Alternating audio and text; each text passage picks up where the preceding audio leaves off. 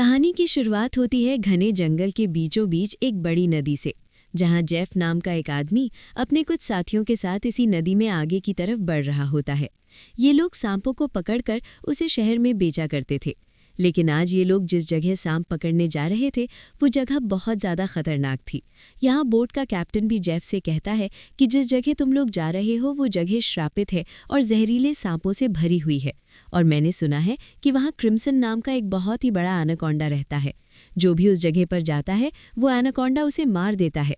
लेकिन जेफ मुस्कुराते हुए बोट के कैप्टन से कहता है कि बस तुम मुझे वहां तक पहुंचा दो, वहां तुम्हें तुम्हारे पैसे मिल जाएंगे और तुम अपनी बोट को लेकर वापस आ जाना। जेफ सांपों को पकड़ने का एक एक्सपर्ट शिकारी था और आज जेफ खास उस क्रिम्सन एनाकोंडा को पकड़ने के लिए इस जंगल में आया था।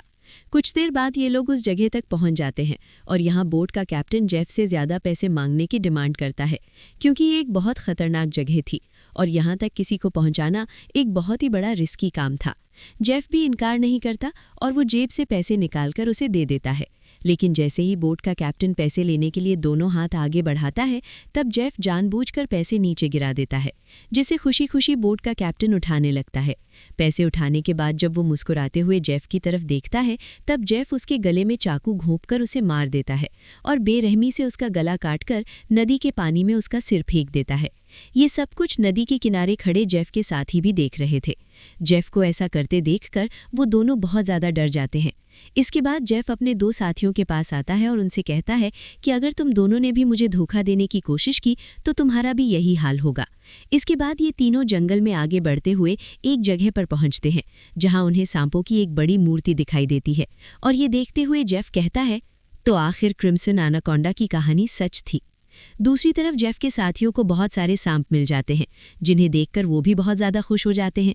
इसके बाद ये दोनों जल्दी से सभी सांपों को पकड़कर बैग में बंद करने लगते हैं, जबकि जेफ इन छोटे सांपों पर ध्यान नहीं देता और वो इस जंगल के सबसे बड़े सांप, जिसका नाम क्रिम्सन एनाकोंडा है, उसे ढूंढने लगता है। अब इन दो साथियों ने जो सांप कपड़ों के बैग में भर दिए थे, उन सांपों को अकेले एक साथ ही बोट तक लेकर आता है। वो देखता है कि जेफ ने जिस आदमी का गला काटकर पानी में फेंक दिया था, उसकी सरकटी लाश कुछ दूरी पर पानी में खड़ी है। ये देखकर उसे अपनी आंखों पर यकीन नहीं आया। तभी वो लाश अचानक पानी में डूब गई और तैरते हुए एक बड़ी सी चीज तेजी से उसकी तरफ बढ़ने लगी। वो आदमी डर के मारे तेजी से जंगल की तरफ भागने लगता है, लेकिन तभी बिजली की रफ्तार से एक बहुत ही बड़ा एनाकोंडा उसे जकड़ लेता है। वो एनाकोंडा उस आदमी की बॉडी पर लिपटकर उसकी हड्डियां तोड़ देता है और अपना बड़ा सा मुंह खोलकर उसे खाने लगता है। दूसरी तरफ हम उस आदमी के दूसरे साथी को देखते हैं, जो सांपों से भरे एक बैग को लेकर जंगल में आगे की तरफ बढ़ रहा होता है। तभी वो अचानक एक जगह पर रुककर कुछ ऐसा देख लेता है जिससे वो बहुत ज़्यादा डर जाता है। असल में उसने उसी बड़े एनाकोंडा की बॉडी को रेंगते हुए देख लिया था। जैसे ही वो एनाकोंडा एक पेड़ पर चढ़ रहा था, तो उसकी पेट को देखकर साफ लग रहा था कि उसने किसी इंसान को जिंदा निगल लिया है। अब इससे पहले कि वो आदमी अपनी जान बचाकर भाग पाता, तभी वो एनाकोंडा उसके साथी की लाश को उगल देता है।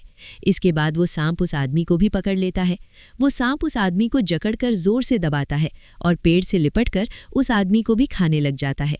ये सब कुछ दूर से जेफ भी देख रहा होता है और ये देखकर जेफ अपने साथी को बचाने के बजाय खुश हो रहा था, क्योंकि जेफ भी यही चाहता था कि कोई उस सांप का चारा बन जाए, और जब चारे को खाते समय सांप का ध्यान भटक जाए तब जेफ सांप को बेहोश करके मार दे। इसके बाद जेफ अपना शॉटगन निकालकर सांप को बेहोश करने ही वाला था कि तभी अचानक जंगल के सभी जानवर और बर्ड शोर मचाने लगे, जिनकी आवाज़ सुनते हुए वो एनाकोंडा अपने शिकार को ऐसे ही छोड़कर चला जाता है। आखिर कुछ तो ऐसा था जिससे जंगल के सभी जानवर डर रहे थे। अब यहाँ सीन कट होता है और हमें एक सर्कस शो दिखाया जाता है। ये सर्कस अब बंद होने के कगार पर था। कोई भी इस सर्कस को देखने का इंटरेस्ट नहीं रखता था।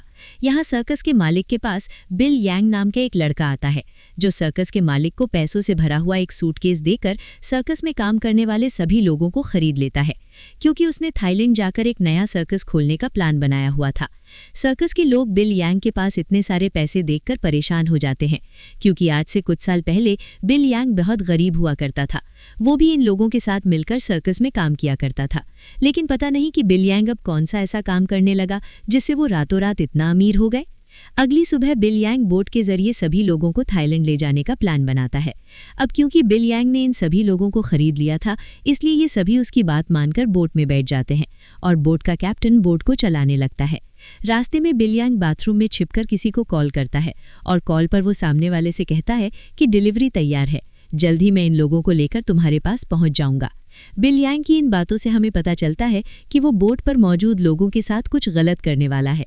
कुछ दूर आगे जाने के बाद ये लोग देखते हैं कि आगे का रास्ता बंद है, जहां लकड़ी और कई सारे कंटेनर्स रखकर किसी ने रास्ता रोक दिया था। तब कैप्टन कहता है कि हम दूसरे रास्ते से जा सकते हैं, लेकिन उस रास्ते से जाते हुए हमें थाईलैंड पहुंचने में बहुत टाइम लगेगा। इसलिए बिलियांग को कैप्टन का आइडिया पसंद नहीं आता।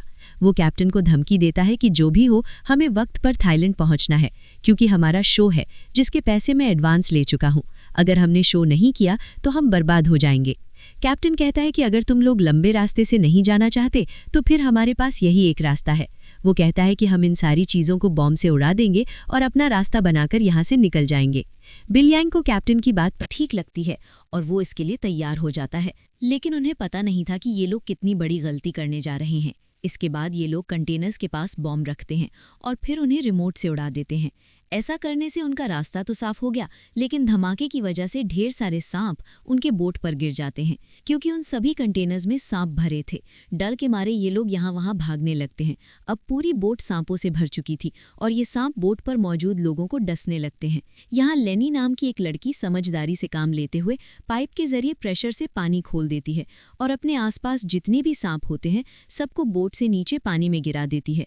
बिलियांग डर के मारे बोट के बाथरूम में छिप जाता है, लेकिन तभी अचानक बाथरूम की छत टूट जाती है और बहुत सारे सांप बिलियांग के ऊपर गिर जाते हैं। उनसे बचने के लिए वो नदी में कूद जाता है और तैरते हुए किनारे तक पहुंचता है, लेकिन वहां पर भी एक किंग कोबरा उसके सामने आ जाता है। लेकिन बच्चों को बचाने के लिए बिलियांग की जान बचा लेता है। ये इंसान कोई और नहीं बल्कि जेफ था। अब जेफ ने बिलियांग की जान बचाई थी, इसलिए बिलियांग उसे अपने बोट पर ले आता है। जेफ यहाँ सभी से झूठ कहता है कि मैं एक वाइल्ड एक्सप्लोरर हूँ और एक एक्सीडेंट की वजह से यहाँ जंगल में फंस गया हूँ। तभी सर्कस के एक आदमी जिसका नाम जियाओ है, उसके कान में तेज दर्द होने लगता है। दर्द इतना ज्यादा था कि वो नीचे गिर जाता है। जब जेफ उसके कान में गौर से देखता है तो उसे पता चल जाता है कि जियाओ के कान में तकलीफ क्यों हो रही है। इसके बाद जेफ अपनी उंगली पर एक कट लगाकर उसे जियाओ के कान के पास ले जाता है और तभी जियाओ के कान से एक पतला जहरीला सांप निकलकर जेफ की उंगली को काट लेता है। लेकिन सांप के काटने के बावजूद जेफ को कुछ नहीं होता और वो उस पतले सांप को पानी में फेंक देता है। ये देखकर लेनी बहुत हैरान हो जाती है और सोचने लगती है कि आखिर सांप के काटने के बाद भी जेफ पर जहर का असर क्यों नहीं हुआ। लेनी भी सांपों के बारे में जानकारी रखती थी। वो जानती थी कि एक सांप के जहर से इम्यून होने के लिए इंसान को बहुत सारा सांप का जहर अपने शरीर में डालना पड़ता है, तब जाकर उस इंसान पर सांप के जहर का असर नहीं होता। ये सारी चीज़ें वो बिलियांग को भी बताती है और कहती है, मुझे जेफ ठीक नहीं लग रहा। तुमने भी देखा कि सांप ने उसे उंगली पर काटा, लेकिन जेफ को कुछ नहीं हुआ। लेकिन बिलियांग लेनी की बातों पर ध्यान नहीं देता और कहता है कि हमें जेफ का शुक्रिया अदा करना चाहिए, क्योंकि उसने मेरी और हमारे एक साथी की जान बचाई है। दूसरी तरफ जेफ बोट के कैप्टन से मिलता है। जेफ बोट के कैप्टन को ढेर सारे पैसे देकर एक नक्शा दिखाता है और बोट के कैप्टन से कहता है कि अगर तुमने मुझे नक्शे पर बताई गई जगह पर पहुंचाया तो मैं वहां पहुंचकर तुम्हें और भी ढेर सारे पैसे दूंगा। कैप्टन उस जगह का नाम सुनते ही बंदूक उठाकर जेफ पर तान देता है। वो कहता है कि अगर दोबारा तुमने वहां जाने की बात की तो मैं तुम्हें गोली मार दूंगा। दरअसल कैप्टन भी उस जगह के बारे में जानता था कि वहां एक बहुत ही खतरनाक क्रिम्सन नाम का एनाकोंडा रहता है। ये सुनकर जेफ वहां से चला जाता है। कैप्टन बोट में बैठकर मछलियां पकड़ने लगता है, लेकिन तभी हम देखते हैं कि कैप्टन जिस फिशिंग रॉड से मछलियां पकड़ रहा था वो फिशिंग रॉड नीचे से कोई जोर से खींचता है, जिसकी वजह से वो फिशिंग रॉड कैप्टन के हाथ से छूटकर नीचे गिर जाती है। अब कैप्टन उस फिशिंग रॉड को उठाने के लिए नीचे झुकता है, लेकिन तभी कोई उसे पानी में नीचे खींच लेता है। दरअसल कैप्टन को किसी और ने नहीं बल्कि जेफ ने पानी में नीचे खींचा था। कैप्टन को मारने के बाद जेफ कैप्टन की बॉडी को जंगल में मौजूद एनाकोंडा को बुलाने के लिए चारे के तौर पर इस्तेमाल करता है। कुछ देर बाद सभी कैप्टन को ढूंढने लगते हैं, लेकिन बोट का कैप्टन लोगों को कहीं पर भी नहीं मिलता। लेनी को जेफ पर शक होने लगता है कि कहीं जेफ ने उसे मार तो नहीं दिया। वो जेफ से पूछती है कि कैप्टन कहाँ है, लेकिन जेफ कहता है कि मुझे कैप्टन के बारे में कुछ भी नहीं पता। वो ये भी कहता है कि ये जंगल है, यहाँ इंसानों का गायब होना आम बात है। तभी अचानक पूरे जंगल में एक अजीब सा शोर छा जाता है। जंगल के सभी परिंदे और जानवर शोर मचाकर भागने भागने लगते हैं। तभी एकदम से उन सबको पानी में कुछ अजीब सी हलचल सुनाई देती है।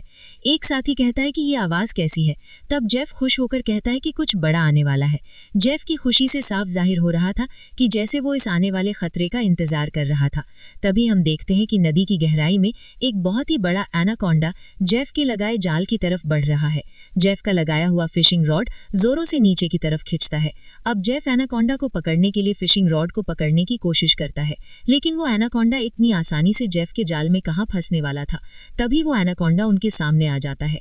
ये एनाकोंडा आकार में बहुत बड़ा और बेहद डरावना था, जिसे देखकर सबके गले में सांसें अटक जाती हैं। जेफ ने जो फिशिंग रॉड की रस्सी पकड़ी हुई थी, एनाकोंडा उस रस्सी को जोर से खींचता है, जिससे जेफ नीचे पानी में गिर जाता है। वो एनाकोंडा जेफ को पानी में इधर उधर पटकने लगता है, लेकिन जेफ इतनी आसानी से हार मानने वाला नहीं था।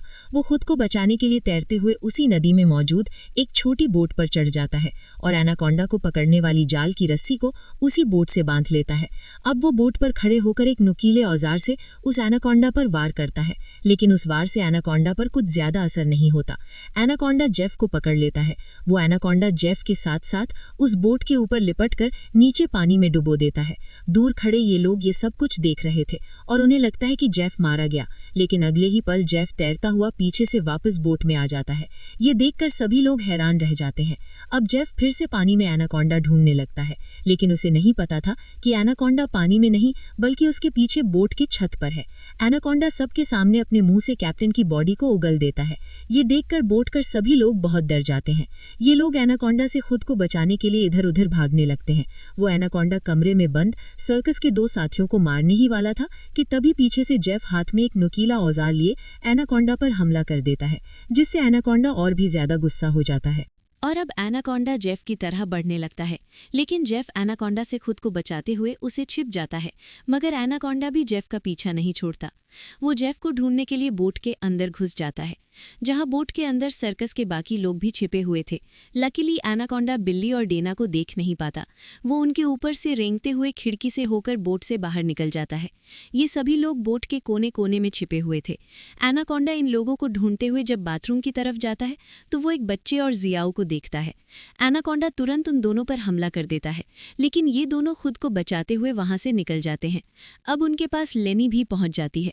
जैसे ही एनाकोंडा लेनी पर हमला करता है, तब जियाओ समझदारी से काम लेते हुए एनाकोंडा के सिर के आगे एक मटका लाता है, जिससे एनाकोंडा का सिर मटके के अंदर फंस जाता है। मटके से अपना सिर निकालने के लिए एनाकोंडा तड़पने लगता है और इसी हलचल में यहाँ पर केरोसिन ऑयल का गैलन गिर जाता है। एनाकोंडा अपने सिर से मटके को निकालने के लिए पूरी तरह से बेकाबू हो जाता है। वो यहाँ वहाँ खुद को मारता है और आखिर में वो अपने सिर को बोट से पटक कर मटके को तोड़ देता है, जिससे उसका सिर आज़ाद हो जाता है। लेकिन आज़ाद होते ही पीछे से जेफ एनाकोंडा के गले में रस्सी का फंदा डाल देता है। इससे पहले कि जेफ उस एनाकोंडा को पकड़ पाता, तभी नीचे केरोसिन ऑयल गिरने की वजह से बोट में आग लग जाती है और आग धीरे धीरे बढ़ते हुए बोट में रखे बमों तक पहुंच जाती है, जिससे बोट में ब्लास्ट होने लगते हैं। तभी बोट में एक बहुत ही बड़ा ब्लास्ट होता है।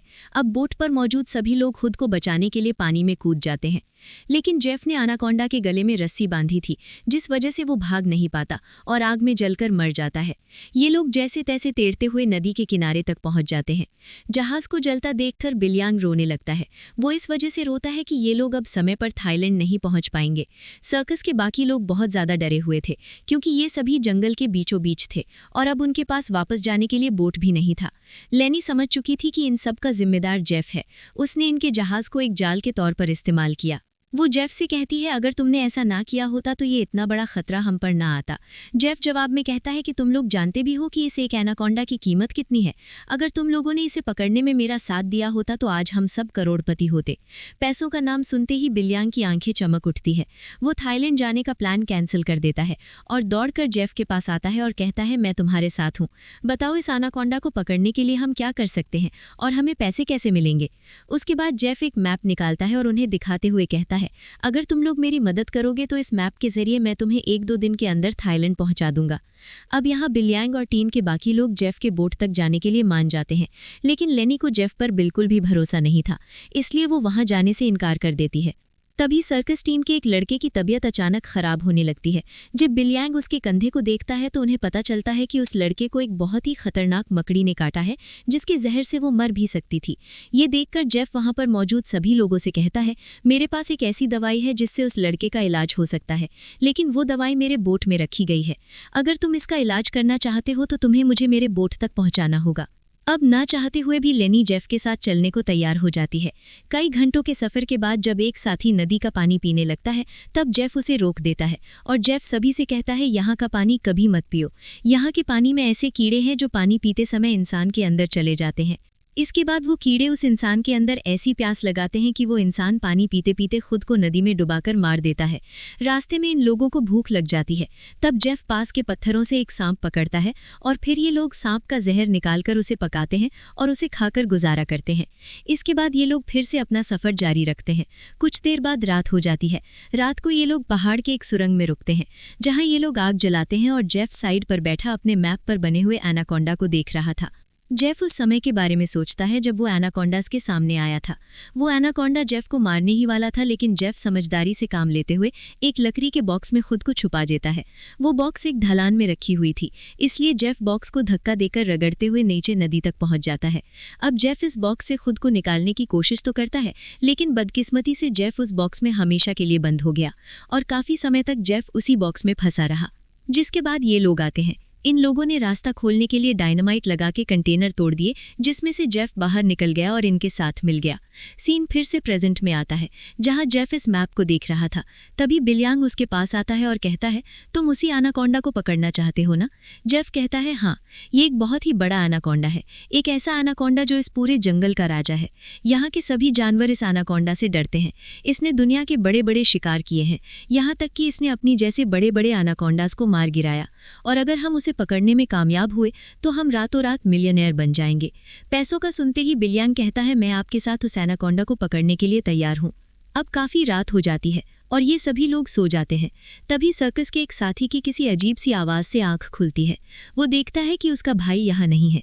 अपने भाई को ढूंढते हुए वो सुरंग से बाहर आया और उसे ढूंढते हुए नदी के पास जाता है, जहाँ वो देखता है कि उसका भाई अपने आप को नदी के पानी में डुबाने की कोशिश कर रहा है। ये आदमी उसे ऐसा करने से रोकता है, पर उसका भाई इसकी कोई बात नहीं सुनता और तब वो देखता है कि उसके भाई की नाक से कुछ अजीब से कीड़े निकल रहे हैं, जिसे देखकर वो समझ जाता है कि इसने इस नदी का पानी पी लिया है, जो कि जेफ ने बताया भी था कि इस नदी पानी पीने के बाद उस पानी के अंदर मौजूद कीड़े उस इंसान को इतनी प्यास लगा देते हैं कि वो इंसान खुद को उस पानी के अंदर डुबाने पर मजबूर हो जाता है। और ठीक ऐसा ही होता है। अपने भाई को मरा हुआ देखकर ये आदमी बहुत ज्यादा रोता है और वापस सुरंग में आ जाता है। अगली सुबह ये लोग दोबारा अपने सफर पर निकल जाते हैं। कई घंटों का सफर तय करने के बाद ये लोग एक नदी के पास पहुंच जाते हैं और अब इन लोगों को अपनी मंजिल तक पहुंचने के लिए उस नदी में से होते हुए पैदल जाना पड़ेगा। अब ये लोग पहले तो उस नदी में उतरने से काफ़ी ज़्यादा डर रहे थे, लेकिन कोई दूसरा रास्ता ना होने की वजह से मजबूरन इन लोगों को उस नदी में उतरना पड़ता है। थोड़ा ही आगे जाने के बाद अचानक एक लड़का नीचे की तरफ इशारा करता है और हम देखते हैं कि इन लोगों को एक बड़े एनाकोंडा ने चारों तरफ से घेर लिया है। इनका एक साथी, जिसका भाई रात को ही मरा था, वो डर के मारे सबके पीछे आ रहा था, लेकिन तभी पीछे से एक बड़ा एनाकोंडा उस पर हमला कर देता है और उसे बुरी तरह से जकड़ लेता है। लेनी उसकी मदद करने के लिए आगे बढ़ती है, पर वो ज़्यादा कुछ कर नहीं पाती, क्योंकि उसके पहुंचने से पहले ही एनाकोंडा उस आदमी की हड्डियों को तोड़ चुका था और फिर वो एनाकोंडा उस आदमी को अपने साथ पानी में डुबा देता है। अब ये लोग अपनी जान बचाने के लिए नदी में आगे की तरफ भागने लगते हैं। कुछ देर बाद आखिर ये सब लोग जेफ की बोट तक पहुंच जाते हैं, जहां जेफ अपने वादे के मुताबिक उन लोगों को उस लड़की के लिए एंटीडोट दे देता है, जिसे कंधे पर जहरीली मकड़ी ने काटा था। अब यहाँ से थाईलैंड की ज़मीन भी काफ़ी करीब थी और ये सभी थाईलैंड जाने के लिए निकलते हैं, लेकिन तभी जेफ उन लोगों को रोक देता है। दरअसल जेफ इसलिए इन लोगों को इस जगह पर लाया था ताकि वो इन लोगों को चारे की तरह इस्तेमाल कर सके। जेफ उन सब लोगों से कहता है कि मैं तुम सब लोगों को वादे के मुताबिक सही सलामत यहाँ तक ले आया हूँ, लेकिन अब तुम लोगों को भी अपना वादा पूरा करना होगा, तुम्हें मेरी मदद करनी होगी। तब वो छोटा बच्चा जेफ से कहता है कि अगर तो तुम्हारी ये मदद उस एनाकोंडा से जुड़ी है तो हम तुम्हारी कोई मदद नहीं करेंगे। इनकी ये बातें सुनते ही जेफ अपनी बंदूक निकाल लेता है और बिलियांग भी चाकू निकालकर उसका साथ देने लगता है। बिलियांग सभी से कहता है कि जेफ जो भी कह रहा है तुम्हें उसकी बात माननी चाहिए। यहाँ लेनी कहती है कि तुम लोग पागल तो नहीं हो गए हो, उस एनाकोंडा को पकड़ना बहुत मुश्किल है, क्यों तुम लोग अपनी जान से हाथ धोना चाहते हो? जेफ कहता है, हाँ तुम ठीक कह रही हो, उस एनाकोंडा को पकड़ना मुश्किल तो है पर नामुमकिन नहीं, क्योंकि उस एनाकोंडा को खाते हुए जब उसका ध्यान भटक जाए तब उसे पकड़ा जा सकता है। उसके बाद बिलियांग और जेफ सर्कस टीम के 2 लोगों को रस्सी से बांधकर सांप का चारा बनाते हैं। वो बच्चा बिलियांग से कहता है, तुम ऐसा क्यों कर रहे हो? सोचो अगर हम लोग मर गए तो तुम्हारी सर्कस में कौन परफॉर्म करेगा? ये सुनकर बिलियांग जोर जोर से हंसने लगता है और उस बच्चे से कहता है कि क्या तुम लोगों ने कभी सोचा नहीं कि मैं इतनी जल्दी कुछ ही सालों में इतना अमीर कैसे हुआ? अरे पागलों, मैं तुम लोगों को थाईलैंड में सर्कस के लिए थोड़ी ले जा रहा था। मैं तो तुम्हारी बॉडी के ऑर्गन्स को बेचकर बहुत सारा पैसा कमाने वाला था और यही मेरा बिजनेस है। लेकिन अब देखो, मैंने अपना प्लान चेंज कर दिया। अब मैं जेफ के साथ मिल गया हूँ क्योंकि मैं जानता हूँ कि तुम्हारे बॉडी पार्ट से भी ज्यादा पैसे मुझे ये एनाकोंडा दे सकता है। दूसरी तरफ जेफ ने उन 2 लड़कियों को भी बांध दिया था और अब वो एक लड़की से बदतमीजी करने लगा था। अब यहाँ वो लड़की समझदारी से काम लेते हुए ऐसा दिखाती है कि वो जेफ का साथ देना चाहती है। जेफ उसकी चाल को समझ नहीं पाता। वो लड़की जेफ के करीब आकर जेफ के बालों में हाथ मारने लगती है और मौका मिलते ही वो लड़की जेफ की पॉकेट से गन निकालकर जेफ पर तान देती है। अब वो लड़की जैसे ही जेफ को शूट करती है तो बंदूक से गोली नहीं चलती क्योंकि उसको बंदूक का लॉक खुलना नहीं आ रहा था। अब जेफ गुस्से में आकर उससे बंदूक छीन लेता है और उसी लड़की पर तानकर उसे मारने ही वाला होता है कि तब तक लेनी ने भी खुद को आज़ाद कर लिया था और वो एक शीशे के नुकीले टुकड़े से जेफ के पेट पर वार करती है। अब जेफ लेनी को धक्का देकर पीछे धकेल लेता है, लेकिन तब वो दूसरी लड़की भी जेफ पर हमला कर देती है और पीछे से लेनी भी जेफ से बंदूक छीनने की कोशिश करती है। इसी हाथापाई में गोली चलने की आवाज़ आती है, लेकिन पता नहीं चल पाता कि ये गोली किसको लगी। दूसरी तरफ हम उन 2 लोगों को देखते हैं जिन्हें बिलियांग ने एनाकोंडा के लिए चारा बनाया था। वो दोनों बेचारे डर के मारे तड़प रहे होते हैं। कुछ देर बाद एक बड़ा सा एनाकोंडा उन दोनों को खाने के लिए धीरे धीरे उनकी तरफ बढ़ने लगता है, जबकि दूर खड़ा बिलियांग मजे से ये सारा नज़ारा देख रहा था। बिलियांग इंतजार में था कि कब वो एनाकोंडा उन पर हमला करेगा और मैं रस्सी को खींचकर उस एनाकोंडा को पकड़ लूंगा। लेकिन वो ये नहीं जानता था कि जहां पर वो खड़ा है ठीक उसके ऊपर से एक दूसरा एनाकोंडा उस पर हमला करने के लिए आगे बढ़ रहा है। अब इससे पहले कि बिलियांग उस एनाकोंडा को देख पाता, वो एनाकोंडा उसके काफी करीब पहुंच जाता है और वो एनाकोंडा बिलियांग पर हमला करके उसे अपने साथ उठा कर ले जाता है। और तब बिलियांग के हाथ से रस्सी छूट जाती है, जिससे एनाकोंडा का चारा बने हुए 2 लोगों को जाल कवर कर लेता है, जिससे उनकी जान बच जाती है। दूसरी तरफ जेफ उस लड़की को मारने की कोशिश करता है, लेकिन लेनी पीछे से आकर जेफ को एक बड़ी लकड़ी से सिर पर मारकर बेहोश कर देती है। जेफ के बेहोश होते ही ये दोनों भागते हुए अपने 2 साथियों के पास पहुंच जाती हैं और उन्हें जाल से आज़ाद कर लेती हैं।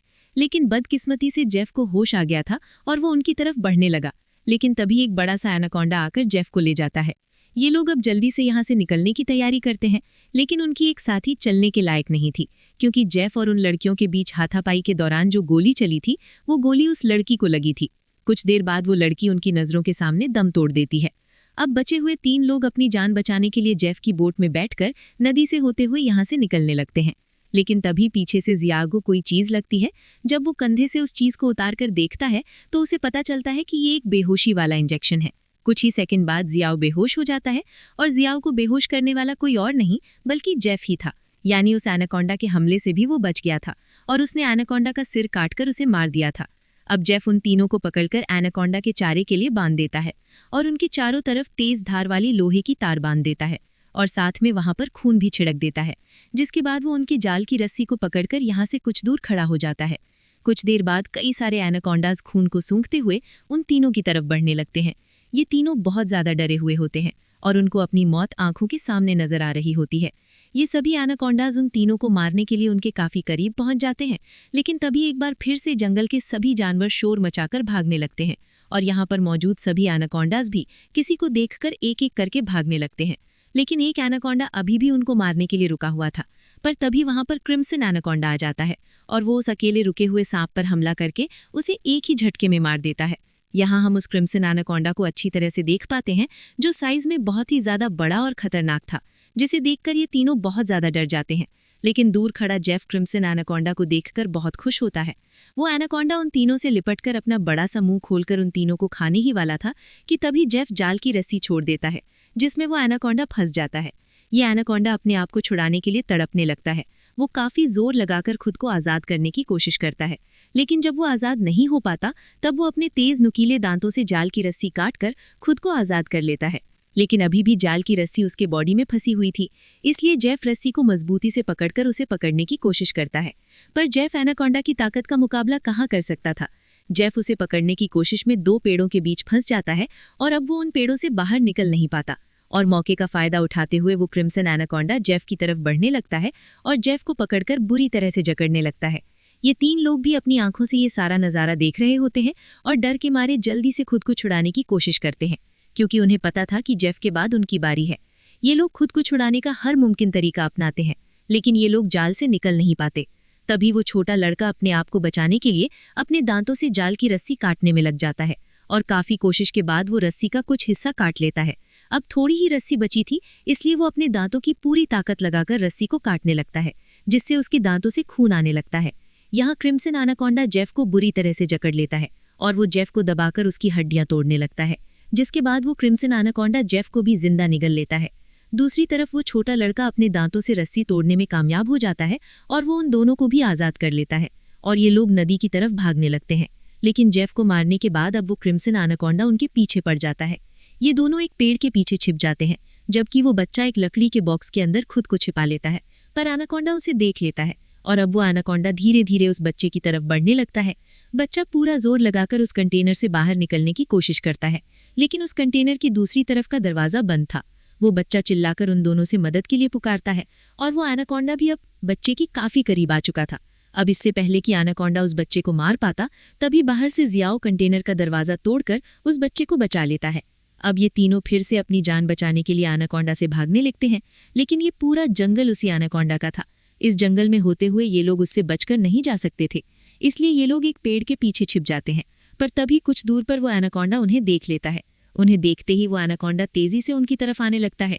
ये लोग खड़े होकर अपनी मौत का इंतजार करने लगते हैं, क्योंकि ये लोग जान चुके थे कि अब इनकी जान नहीं बच पाएगी। पर जैसे ही वो एनाकोंडा अपना बड़ा मुंह खोलकर उन पर हमला करता है, तभी एक मजबूत लोहे की नुकीली तार से उसका सिर बीच से कट जाता है। ये नुकीली तार असल में जेफ ने बिछाई थी, जिससे क्रिम्सन एनाकोंडा का खात्मा हो जाता है। ये लोग यकीन नहीं करते कि इनकी जान बच गई और ये लोग काफी देर तक उसकी बॉडी को देखते रहते हैं और फाइनली ये लोग जल्दी से उस जंगल को छोड़कर यहाँ से निकल जाते हैं। इसी के साथ ये कहानी खत्म हो जाती है।